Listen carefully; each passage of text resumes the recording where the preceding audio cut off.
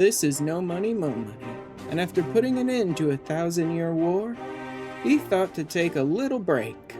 But old threats create new problems, and now his path leads to war, through a storm of blood.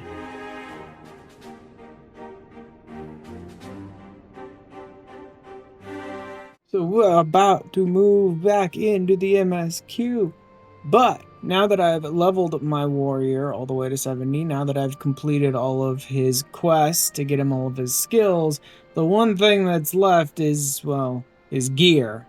So we went ahead and gathered ourselves a whole bunch of crap and bought a bunch of stuff from the vendors for scripts, tomes, all that sort of stuff. All so that we could make an entire new set of max level for Stormblood tank gear, which looks like this. That is a crazy tank look. I kind of adore it. But that is enough for now. My tanks finally have the best set of gear I can get till Shadowbringers. Let's go ahead and move back into Post-Stormblood. What could have done this? And why just him and not the others? Thancred's body is fine. It's pretty much like he's asleep, but he's not waking up. Your testimony confirms my suspicion. That which you experienced was, I believe, your soul being plucked from your flesh. Called. I myself examined Thancred. Reach out as I may, I could not sense in him the spark of life that is his soul. The owner of the voice, whoever it may be, reached out to you, called your souls, and in so doing, caused you and yours such pain. But if that's true, where exactly are we being called to? Whoever or whatever is behind this, the sooner we find out, the better. Thancred collapsed, disembodied voice suddenly. Yeah, Urianger heard it too.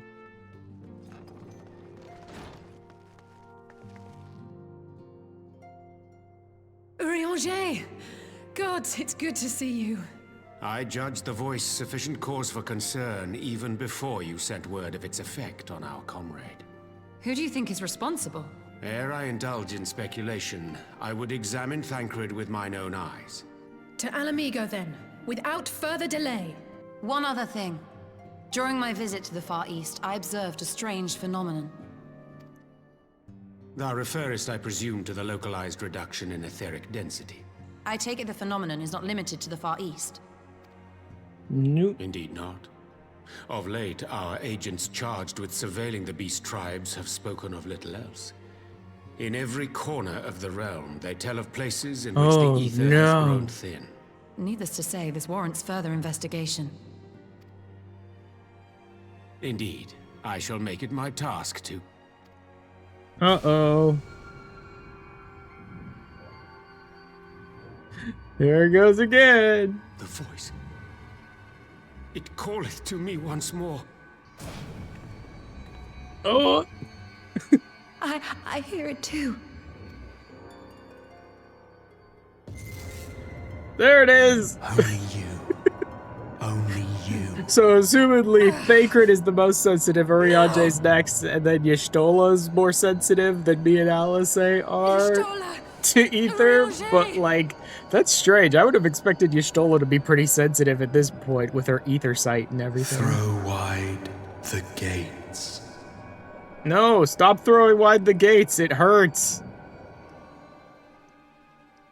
No, this can't be happening! Yep. 2 more down. Like, there goes all of our intelligence among the Scions. Now it's just idiots like me and Alize left.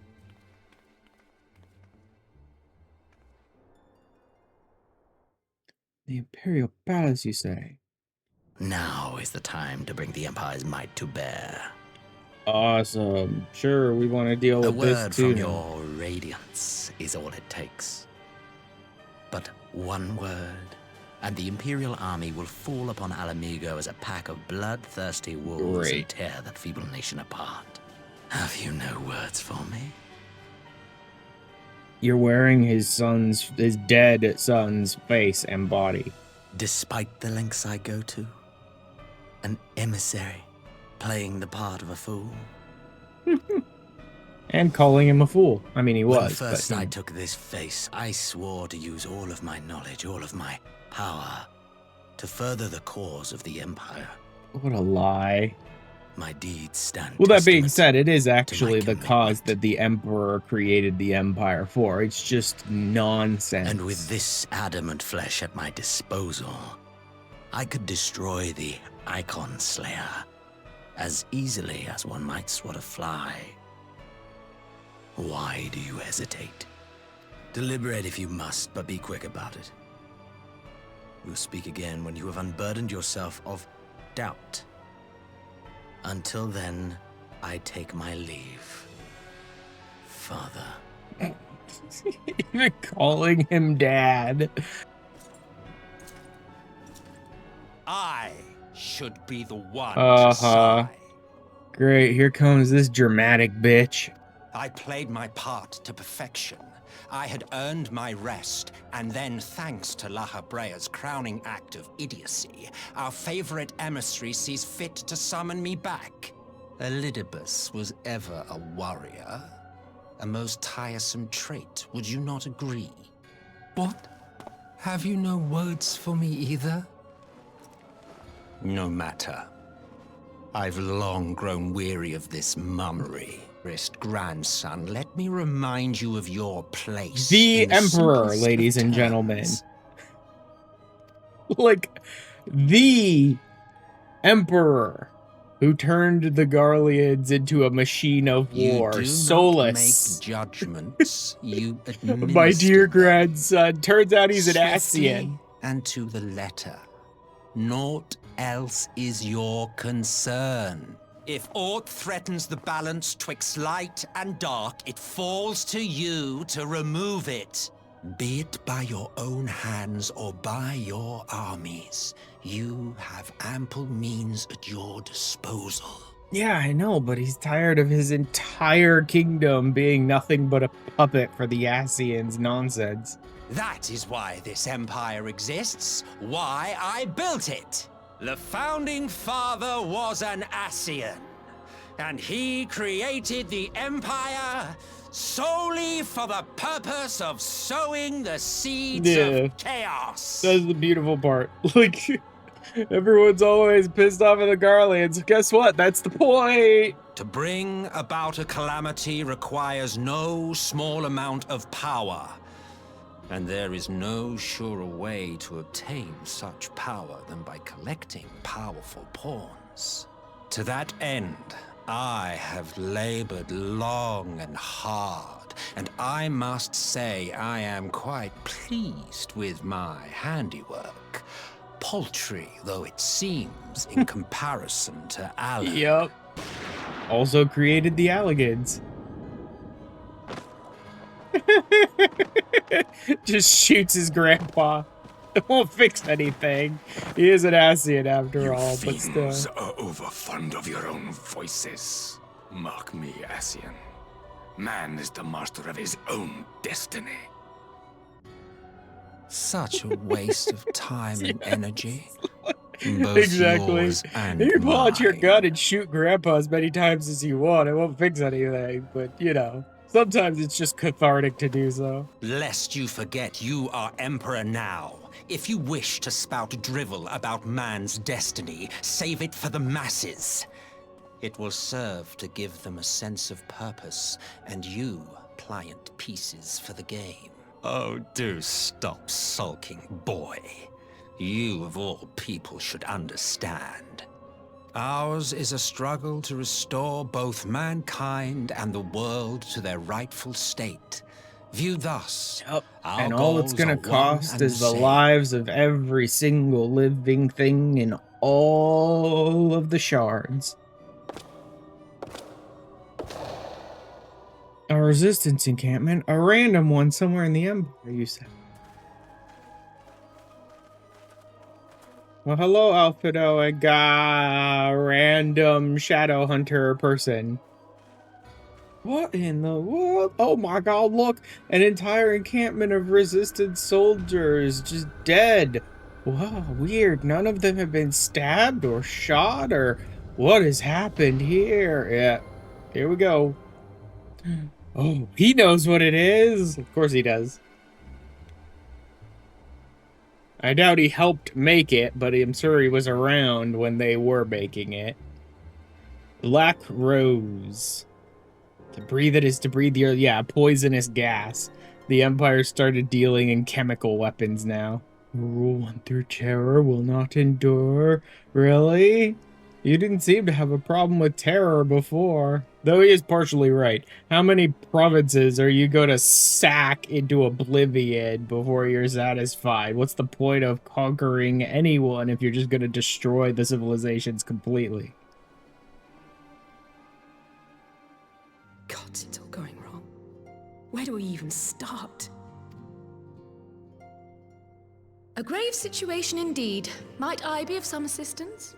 Thank you for coming, Kryl. We would welcome your insight. Right, I'd better have a look at our patients. All three are in fine physical health. At a glance, I would say they were merely sound asleep.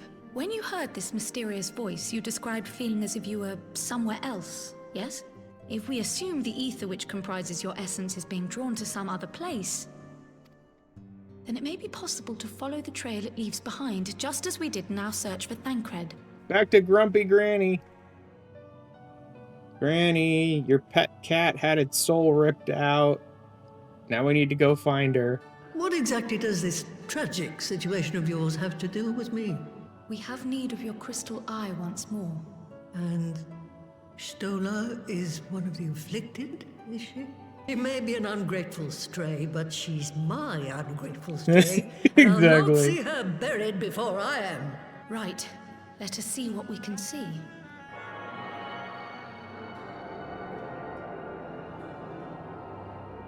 The threads, they just ended. And no, I didn't lose track of them. I followed them as far as they went. It's as if they were cut off. Let's not jump to conclusions. If their physical forms yet breathe and show no signs of wasting, then it follows that their souls must still be intact somewhere. We're no closer to an answer than when we started. But knowing their souls are still out there is progress of a sort. We just have to keep looking. What, to Alamigo? We're on our way. That was Lee's. Apparently, a group of Populares have defected to Alamigo, and Maxima, the envoy Alphino left with, is one of them. I'll do some digging in the meantime and see if there isn't some other method we could use to continue the search.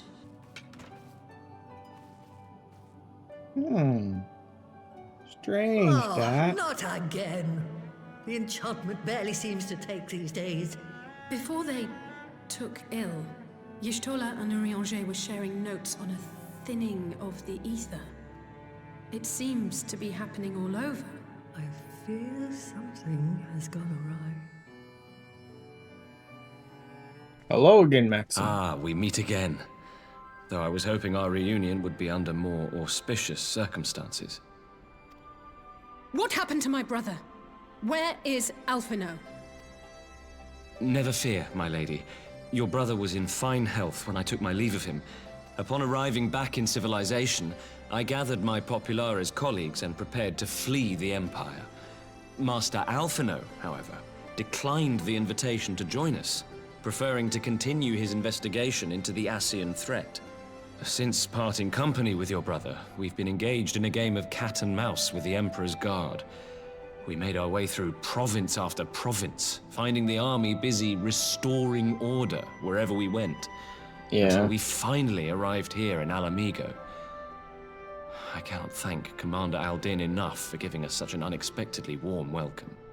Wasn't expecting that. I'm not inclined to turn away refugees, no matter which land they call home. And if they can tell me how things lie in Garleans, all the better. Like, hey, if I get insider information on Garleans, all the better. During the course of our journey, we heard tales that an entire rebel army had been slaughtered in the space of a single night. It would seem my former comrades grew tired of putting down uprisings in the conventional manner, and chose instead to bring a formidable new weapon to bear. Details were sparse, but the rumor alone was enough to dampen the flames of rebellion. I have also heard reports that several companies have withdrawn from their designated provinces and begun marching westward. It is my assessment that the Empire's forces are mobilizing for a large-scale military engagement. Dispatch messengers to the Alliance leadership requesting reinforcements, and send word to our officers in the field to hasten completion of those border fortifications. Prepare to meet the Imperials head-on! No matter how quickly we act, we still want for time. When the enemy comes into view, our best recourse will be to open negotiations with their commander, and see that the ensuing proceedings take as long as possible. So stall. Would you and Alize head to Doma and let Lord Hier know about this? I'm sure he'll want to hear about Alphino too. Consider it done. We'll send word when... Uh-oh. Stop calling already! Must be changed. God, he can be annoying. Calamity. Eon become instant.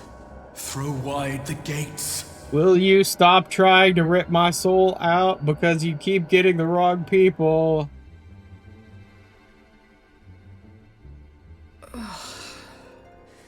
You heard it too. Well, at least we're both still standing. Well, yes, but if we're both still standing, who else do you think might have gone down?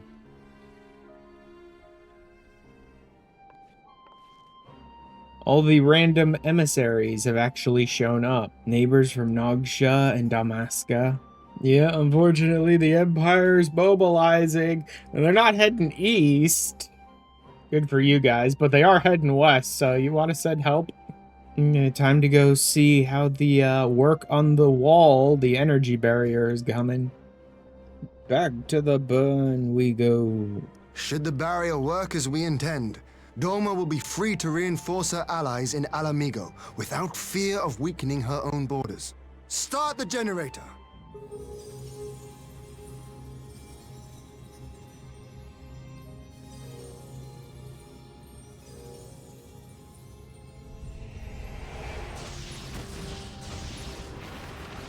Woo!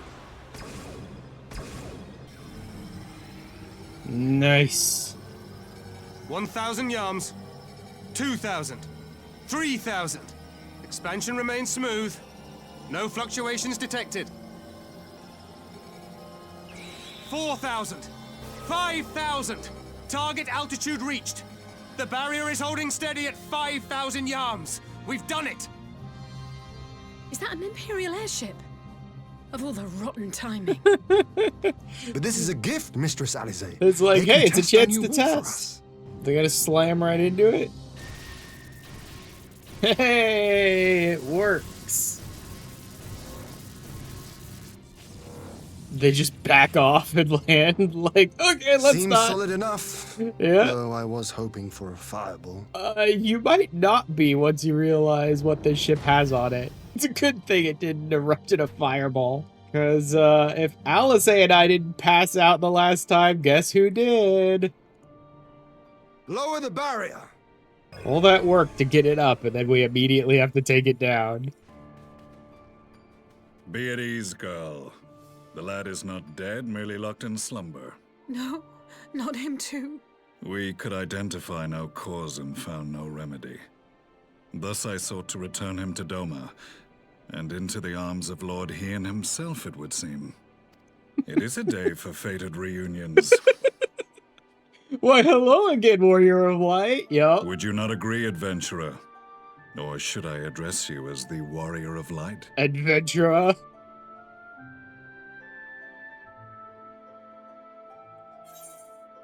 Yup. Hi, guys. How you doing? Aye. Gaius van Baelsar, the Black Wolf. That was the title I was given. One I have long since relinquished. The legatus of the 14th Imperial Legion died in Castrum Meridianum. I am no more than Gaius Baelsar, a man without rank or allegiance. As the Praetorium went up in flames, I was content to burn along with it, for a moment at least. A moment of folly. To surrender my life thus would have been to betray all who died for my cause. It was for them that I dragged myself free of the rubble, and swore vengeance on the Ascians. So many more remain. Long as their kind lurked in the shadows, laboring to sow chaos throughout our world, I would see each and every one dragged into the light and put to the sword. Among the Ascians, the black-masked ilk are subordinate to those who wear red. This you already know. Yet among the red there exists a hierarchy. Those set adrift with the shards clearly stand below those still joined to the source.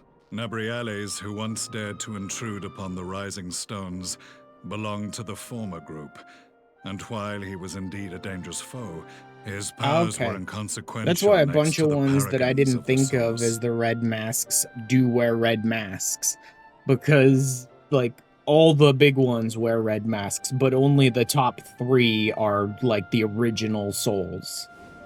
The Paragons. The first was La Hebrea, who plagues us no more. There is also the white-robed Elidibus, and the elusive Emmet Selk. Emmet Selk. Little is known. Is that the first time they use the name Emmet Selk? We have files on La Hebrea and Elidibus, but I believe this Emmet Selk is new to us. We have evidence to suggest that an Ascian now walks in the body of the Crown Prince. Have you identified this interloper? I know who it is, of Elidibus course. seems the most likely culprit.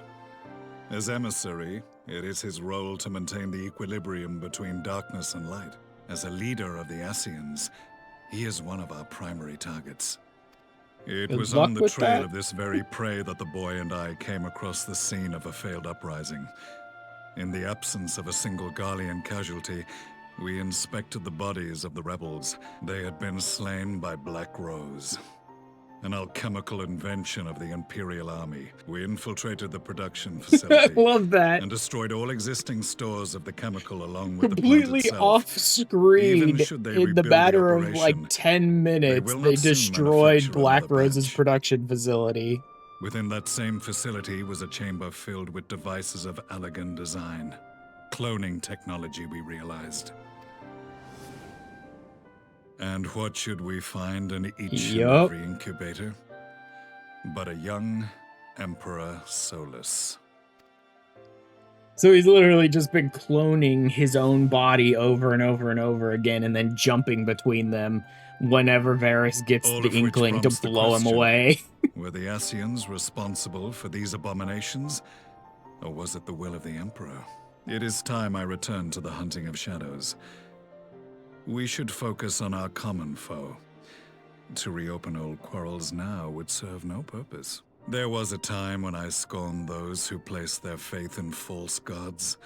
Even as I, in my blinkered conviction, placed mine in Ascian promises.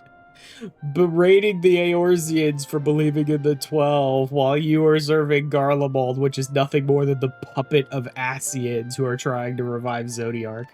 Unlike yours, my strength of will and my restraint was found wanting. We shall meet again.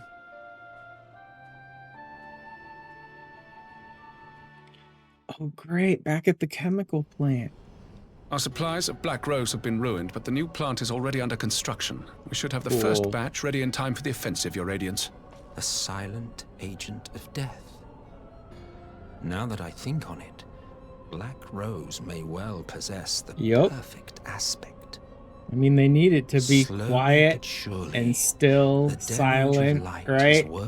Light aspect. They need everything to just sort of stop. Should be most susceptible to its influence. Well, I shall leave you to your own devices. Go forth and bloody the land with your grand and glorious war. I will be doing what all Ascians do. You seem oblivious to the harm your singular agenda causes to the Empire. You cannot have forgotten the events which followed your mortal demise. You mean when you had to go to war over succession to the crown? He wanted that. It was chaos. Our homeland was plunged into a civil war for your failure to name a successor. Are you truly so naive?